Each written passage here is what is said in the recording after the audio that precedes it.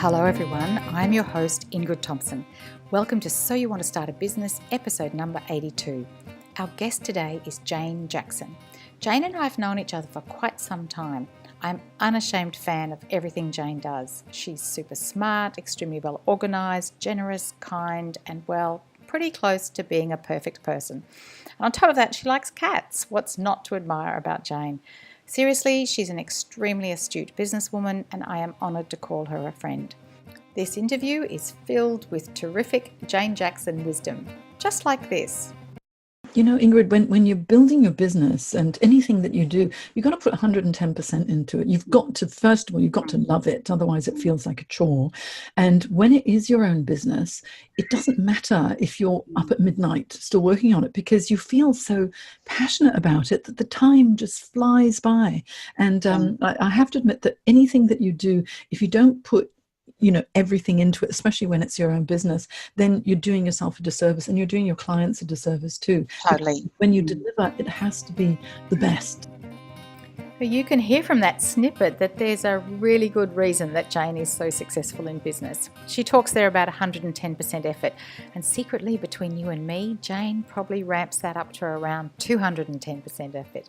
There are a few examples in this interview, so I'll leave you to decide for yourself what Jane's effort is to her business. As always, there's no advertising on this podcast. This episode is brought to you by my book with the same name as the podcast, So You Want to Start a Business. Head over to wherever you buy your books online for the Kindle or the physical book. The full audio version is being made available through the podcast. You may want to cycle back through some recent episodes where I'm reading chapters of the book in the podcast, and there's more on the way. If you prefer to read an extract, head to www.thestartupsteps.com. About 20 pages there waiting for you. Could I just be personal for just a moment? If you've been listening for a while, maybe you've read the book and you're working through some of the activities. Are you ready to have a chat about your business goals? Are we connected on LinkedIn? Please send me a note and connect, and then ask me questions that you have. Whether you're launching a brand new business or taking your existing business to new heights, I'm here to help you turn your dream into a viable reality. Anyway, enough from me right now. Let's listen to what Jane has to say about starting and running her own business, and so much more. Are you ready? Let's go. Hello, Jane Jackson, and welcome to So You Want to Start a Business podcast. It's so nice to have you here. Thank you so much, Ingrid. I've been looking forward to coming on your podcast because it's such a good one. It is, and mutually admiration society going on here. Jane and I, full disclosure, we've known each other a long time, and I am in awe of what you do, Jane.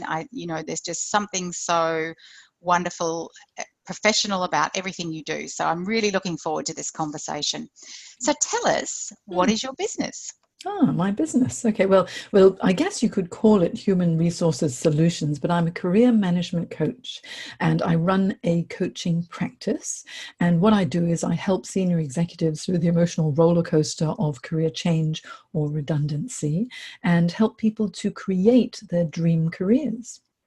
Fantastic. And I bet you're busy.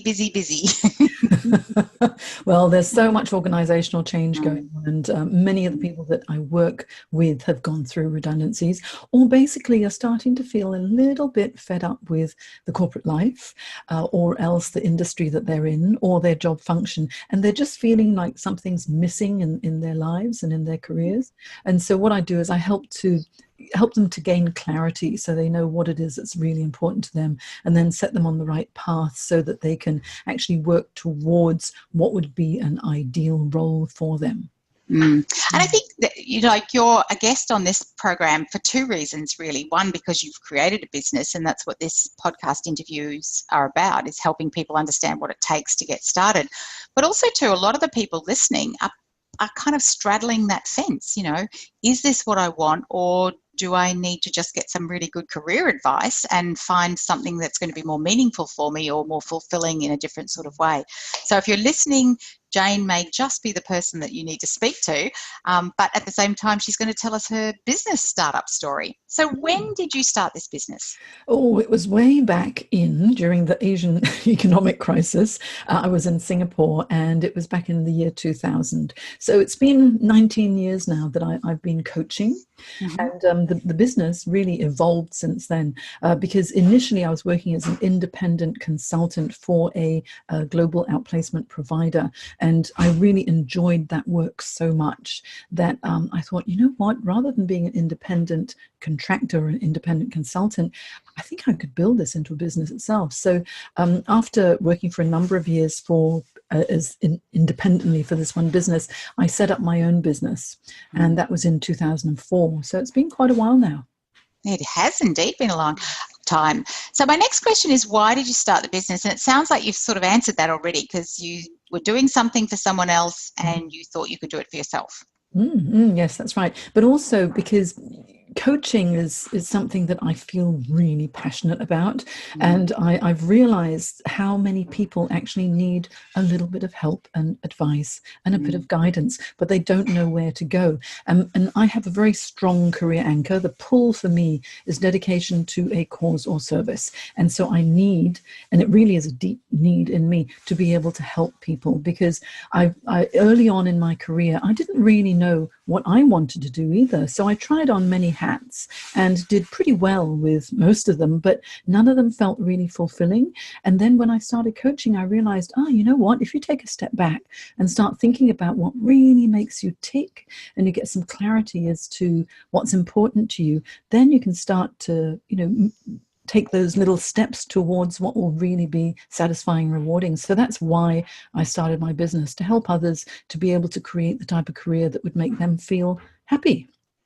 And you do, because I know many of the people who've been to you, and I know I've certainly sent some of my friends or colleagues to you as well, and very, very satisfied with the result they get. So what did you want from the business from day one? What was some of the ambitions or the desires that this business was going to fulfill for you?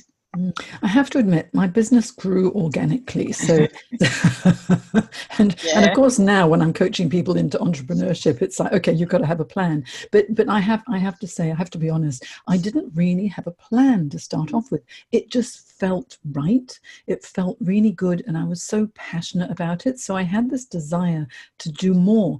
And I think one of the important things is to have that desire to really make something work, because for me it was, what can I do that's going to be a benefit to others? And as I mentioned, because that career anchor was so strong, that's what my focus was. I wasn't thinking about the money. I wasn't thinking about, all of these other things. It was basically, I really love doing this. I do more of it.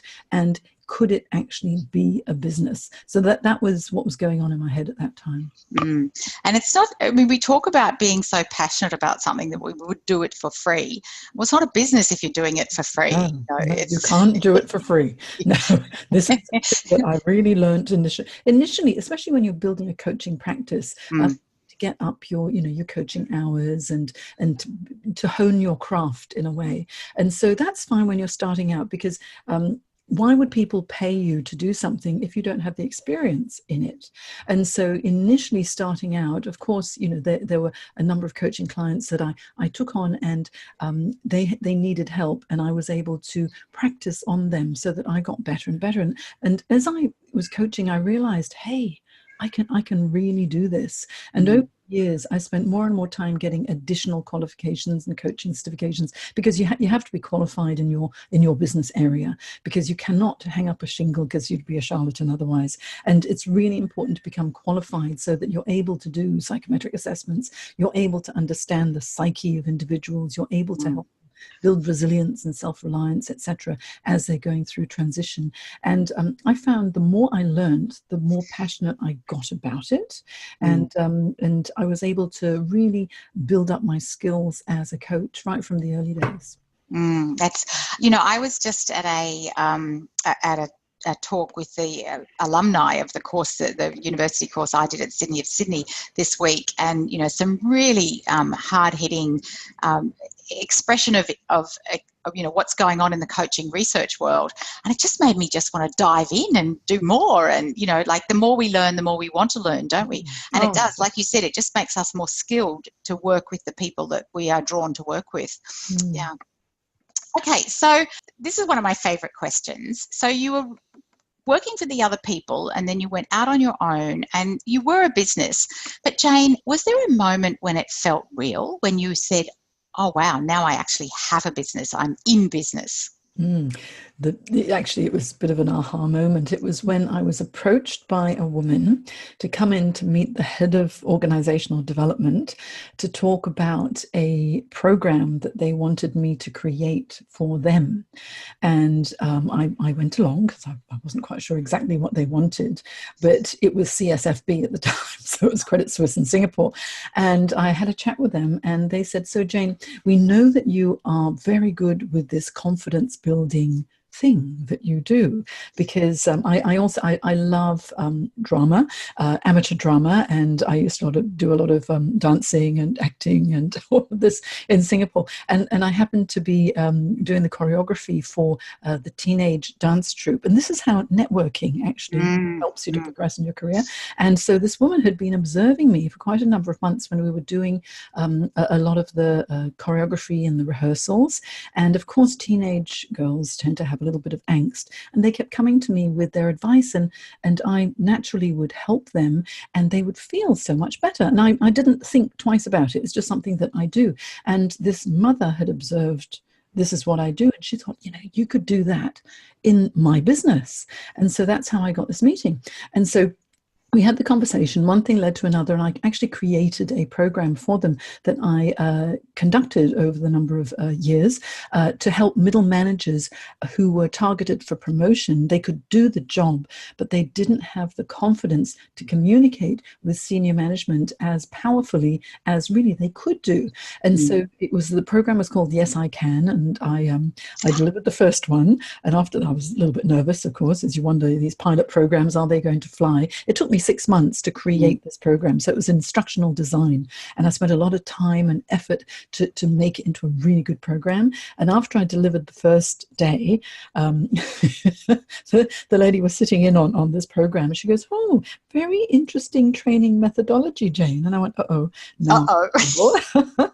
And I said, would you like me to change any aspect of that? Feeling a little bit worried. She goes, no, I love it. It's so different. It's not like what other trainers do.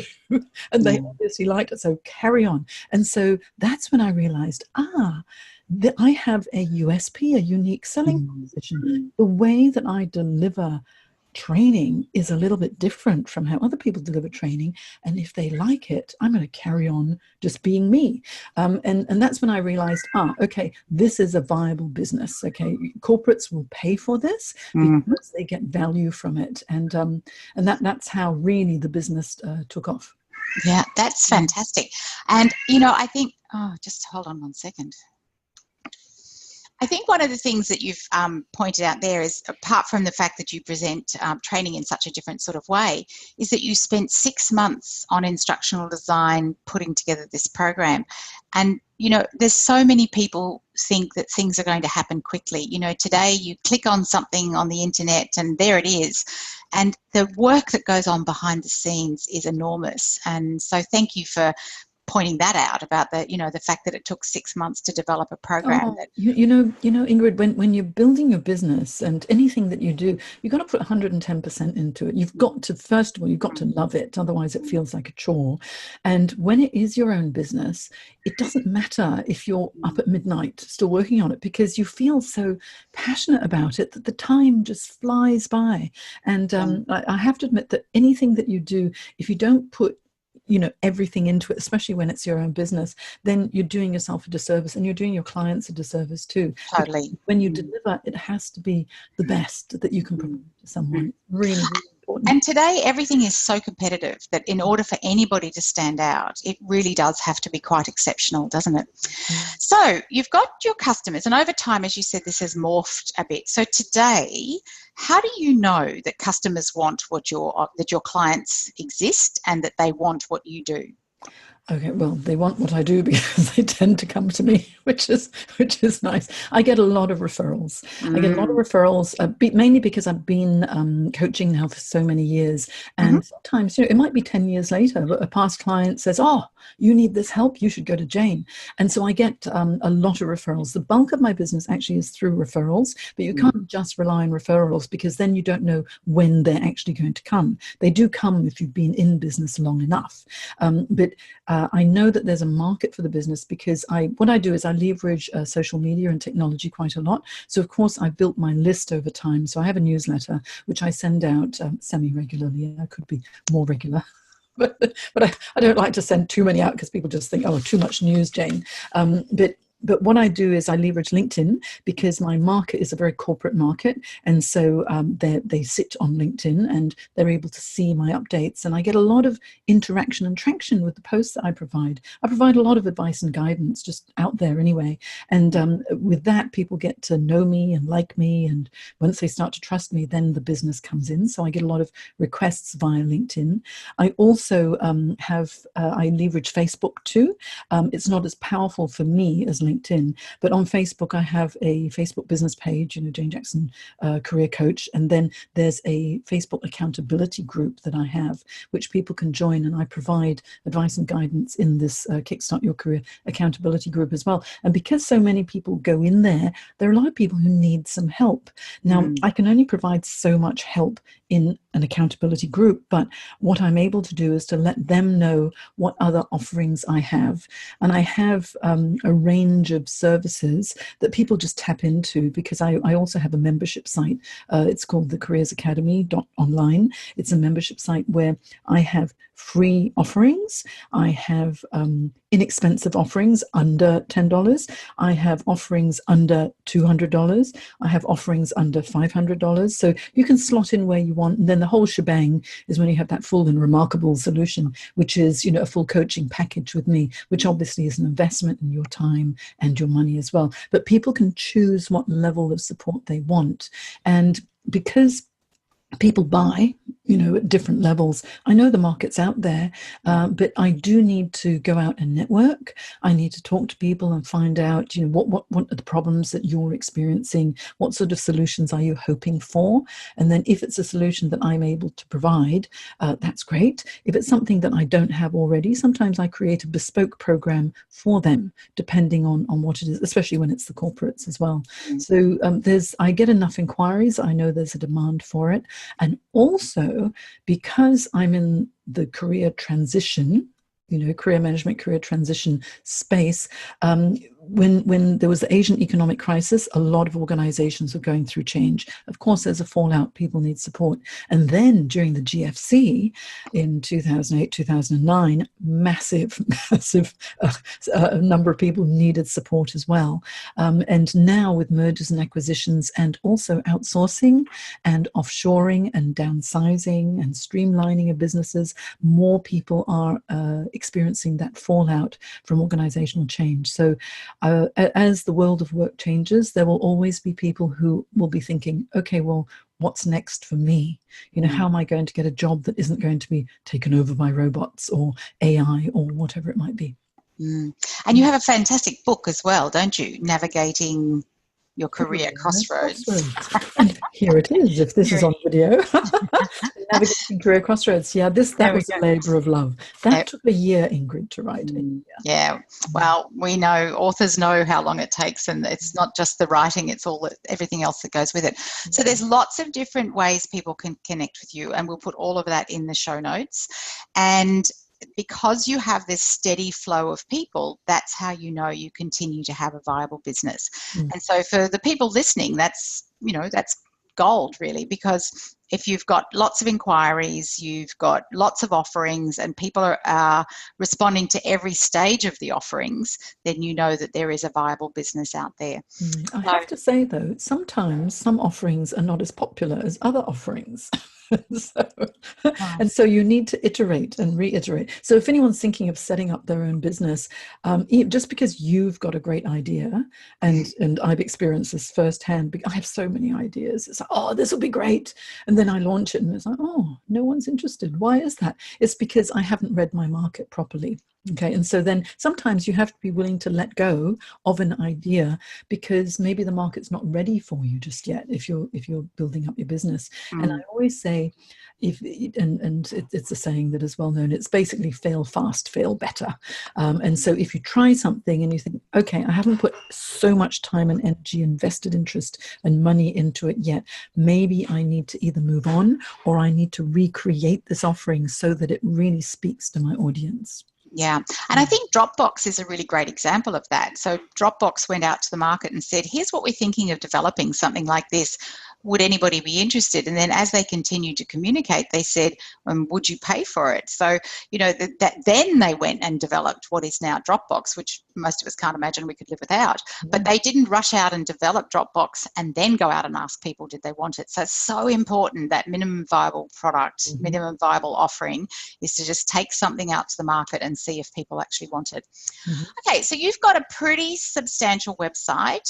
You spent 6 months developing that program for the Credit Suisse book company in Hong Kong when you were there, Singapore when you were there. So all of that costs money. It was your time, the website. How do you fund a business in the early days? And then how do you fund expansion? You don't have to tell us details of nitty-gritty dollars, but, where does that money come from, Jane? Because, a website doesn't fall out of the air and, 6 months of dedicated time to the development of a program, where does the money come for that? Well, first of all, the good thing about being a consultant or a coach is that your initial outlay doesn't have to be very high, because if you've got a laptop or a computer, you've got a phone and you have a kitchen table, you can launch your business. And just with that, and remember, LinkedIn, you can set up a LinkedIn profile for free. You can use that as your website if you don't have anything else. Although I do recommend that you have your own website because that's your own platform. When it comes to third-party platforms, many people I know have built their businesses on Facebook. So they have a Facebook business page and they sell their products and things on that. But what happens if Facebook bans you for whatever reason, or you've somehow infringed their user agreement? So it's good to have your own platform where you can actually capture everything. And so when I first started my business, it was self-funded because it didn't require a lot of funds. How much is a laptop, for example? How much is my phone plan? And so I was able to get it going. Setting up the website obviously was a little bit more of a cost. And so I just bit the bullet and I used savings in order to build that website. But I made sure that the website was one that was going to be income generating as well. And so I needed to capture people onto my list, because no business is any good if you don't have a list, because how are you going to market to the people who are interested in you? So people who've visited my website, they have the option to download, a resume cheat sheet or sign up for a free online program or something like that will entice people to get into my ecosystem. And so that's how I built up my list over time. Every time I did a public talk, and I do things like Reinvent Your Career Expo, I would go and I'd speak, and then I'd have a lucky draw and people would win my book and things like that, and I would be able to capture their email addresses that way, always letting people know that if you would like to be on my newsletter, this is what will happen. And so you need to get permission for people to be on your newsletter, of course. And so that over time has really grown my list a lot, and that's through that, the business ended up being self-funding because I was able to get enough money. But I always, whatever income I make through my business, I put 20% of it back into marketing. 20% into marketing. Yeah, that's fantastic. So that, and there's lots of different ways that marketing comes about, isn't there? So talking about the money side, so coaching is such an intangible kind of thing. So your book is a real thing. It costs this much to buy a book. Your online program, it's there as a product because it sells on a regular basis. And as you said, you've got the different stages. But how do you decide pricing strategies? Like you said, there's this whole shebang, which is Jane's personal attention and dedication. How do you decide how to price something that's kind of intangible and value-based rather than... Yeah, this is a question that I'm often asked, especially for people who are transitioning into entrepreneurship and they want to be consultants because they just don't know how to price themselves. And this is something I struggled with early on in my coaching business as well, because I used to think, and I no longer think this, but I used to think, okay, what is everyone else charging? Okay. And if everyone else is charging that, should I charge the same or should I charge a little bit less? And that is terrible thinking, because then you become a commodity and then you keep discounting and discounting. And that's ridiculous because people don't value you if you discount. And so what I've done is, and this is where getting a mentor to help you when you're building a business is really one of the best ways to skyrocket your business. And I had a chat with this one wonderful gentleman who'd been running his own business successfully for many years. And I was approached by this one business, it's a global mining business, so you can guess which one it was, to do these graduate intensive programs. And they asked me to submit a proposal. And so I put the whole proposal together and I put down what I thought would be a reasonable amount for it. And I went to him and I said, can you just have a look at my proposal and see what you think? He goes, what's this with the pricing? And I said, well, I think that's what I should be charging because I think that's what other people charge. He goes, Jane, are you any good at what you do? And I said, yes. He goes, are you sure? Are you better than many people? I said, well, I'm pretty good, but, I don't want to say I'm better. He goes, here's where you have to stop thinking small. Stop thinking small. What results do you get for your clients? And so he goes, talk about them. So I talked about the results and he goes, okay, what you're charging now, you have to double it. In fact, you need to triple it. And that made my heart go, boom. I went, what do you mean? What do you mean? Double it, treble it, how ridiculous. How can I possibly do that? He goes, Jane, you are undervaluing what you do. You get results. How much is that result worth to your client? How much business would they get? How much in salary would they get in their new job? This is ridiculous that you are belittling what you think you're worth. And so this is the thing when you're thinking about what to charge, it has to be, what is the result you get for your clients? And what price do you put on confidence? What price do you put on knowledge? And also, you must remember how much time, energy, and effort you've put into growing yourself as a professional. Because, we don't just hang up a shingle and say, hey, I'm a coach. We put a lot of time, effort into training and education and qualifications and all of this, plus experience. And if you get good results, then what you do is you price yourself accordingly. And what will the market pay? And so now, I have to admit, I charge more than the standard coach. And so if people find that too much, then what it is that they're not actually my target market. How much do they want this positive result? And so when they take me on as a coach, I over deliver like crazy. I just can't help myself because I love it so much. And I realized that if I was going to charge a standard rate, then all of the extra that I do, I would start to feel put upon. But what I do is I charge the value that people will be getting.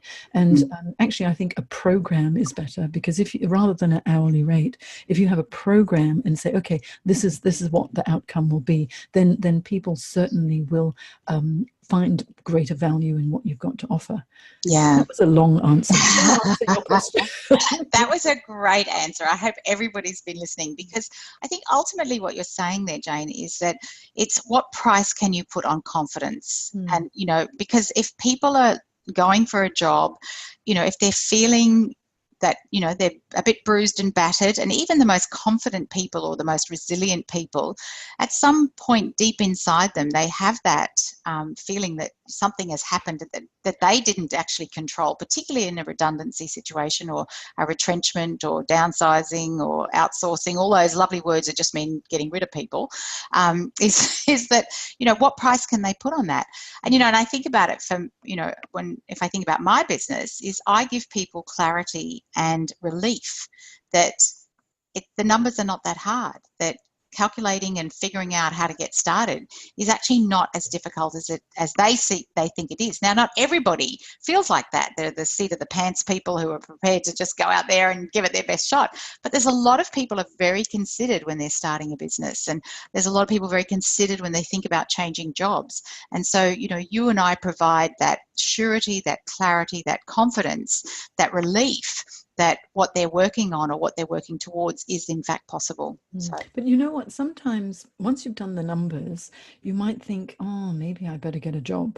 And that's, yeah. Because the thing is that you obviously, we all need a certain amount of money in order to live. People have mortgages and children, to pay for, and cats and animals. And, I've got my 2 cats that I need to pay for. So we have our expenses. So you need to have a certain amount that net is going to be able to enable you to live. But then if you're in a business for yourself, what you want is, and many of my clients, they say, if I was in my own business, there's that unlimited earnings potential. I say, yes, there is an unlimited earnings potential, but what you don't want to do is to create a job for yourself if you're in your own business as well, because then you start to get a little bit resentful. You've got to feel joy when you're working. And if you're serving your clients well, you are earning enough so that you have that freedom that you look for as well, and flexibility that we all want in our lives, then you know that your business is going well. But do the numbers, because what you need to think, if you're in your own business, no one else is paying super. What happens when you go on holiday? What happens when you need to take some sick leave? You're not going to get paid for it. So you need to build that in as well. And in all honesty, as a coach or consultant, how many days are you really going to work in 1 year? Yeah. And so that means the value you provide has to be exceptional. And what you pay yourself has to be enough so that it's sustainable as well. Absolutely. And while you're doing all of that, if you're able to make a good living and you're serving your people and you love what you do and they love what you do for them, then that's a great business, isn't it? It certainly is. And it's so true what you said about, how many days, how much capacity do you have? I do a lot of work with health professionals, and, many of them have a capacity for how many clients or patients they can see in a day, or how many days they can actually work in a week before they physically are burnt out themselves. So how many, I know I've worked with a number of Pilates instructors, Pilates business owners, and they know that there's somewhere in the 20s is the number of hours one-on-one work in a week that somebody can actually do. So how do you factor that in terms of, that's part of what we do as a consideration? And, interestingly, you talked there about the sustaining your enthusiasm and your wanting to be in the business. Just in the last month, I have had 2 people come to me who've been in business around about 10 years, and they are so fed up with their business and they're trapped. And, it's not really something they can sell. But if they're in a job, they can come to you and you can help them find another job. But when somebody's in a business, they really have to find another way to either close down the doors and walk away, or find a way to sell that business. And it's not like a book. You don't just sell it on the internet today. It takes a bit longer. And I know you've sold a business. It doesn't just happen overnight. So, there's a lot to think about when we think about the length of how long we're going to be in business.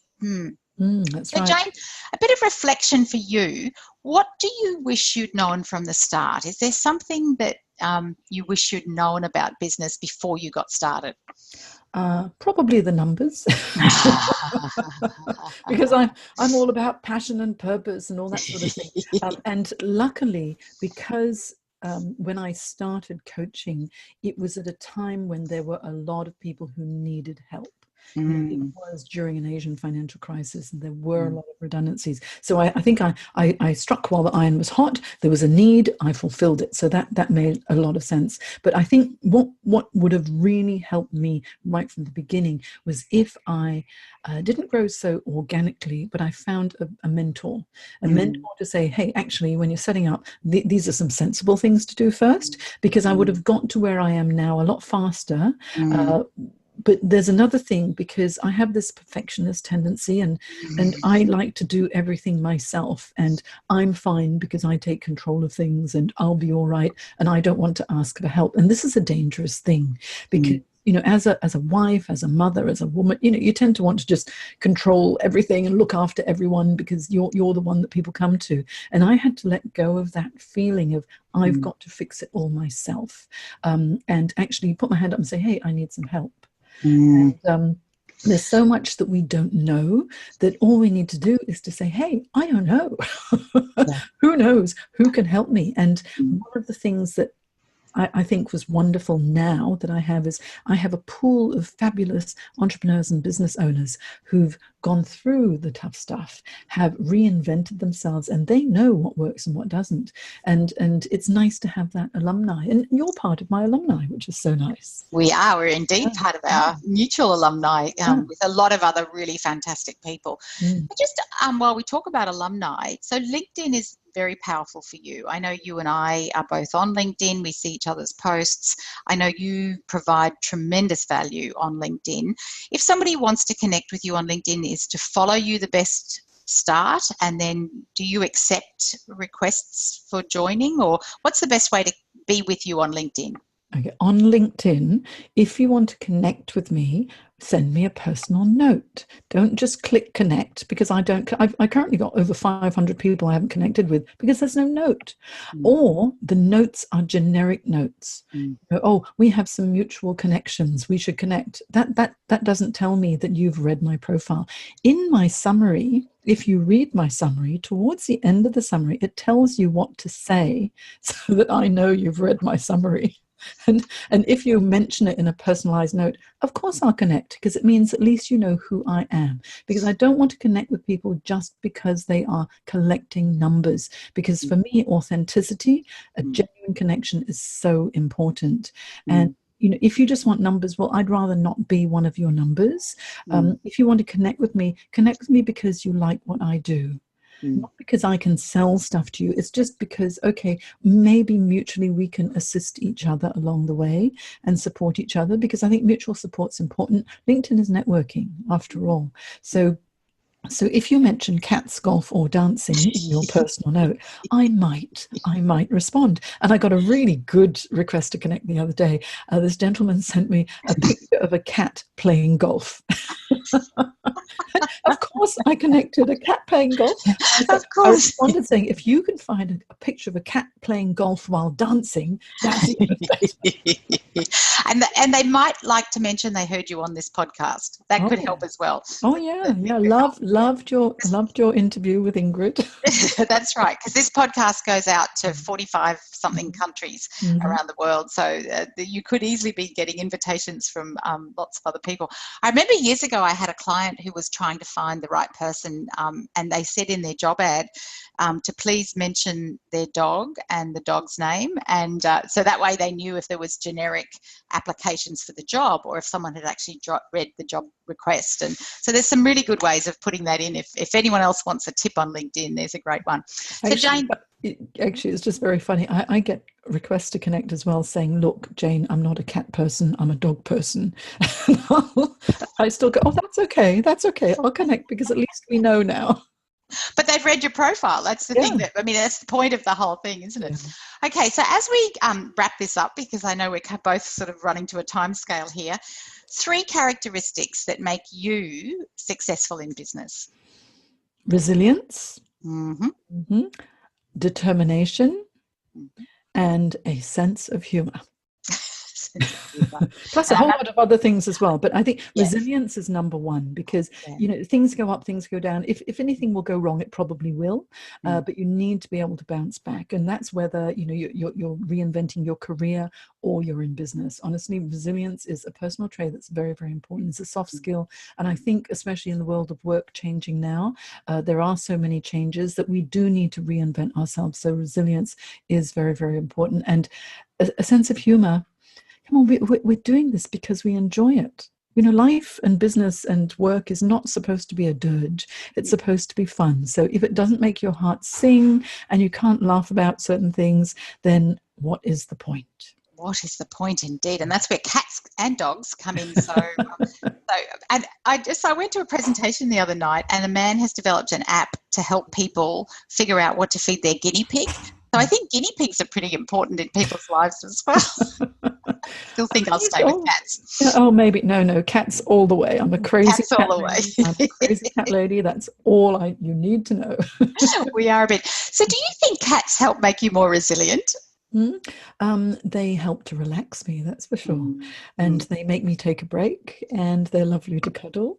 And, I go out into the garden, have a cup of tea, watch the cats play, and then I'm ready to come back and work again. So yes, cats are very important in my life. They're very important.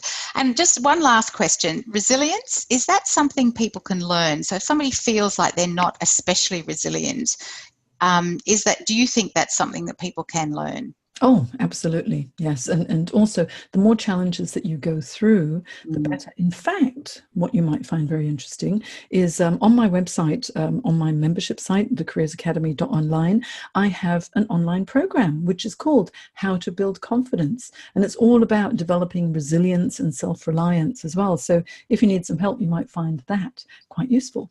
We'll put that in the show notes. Absolutely.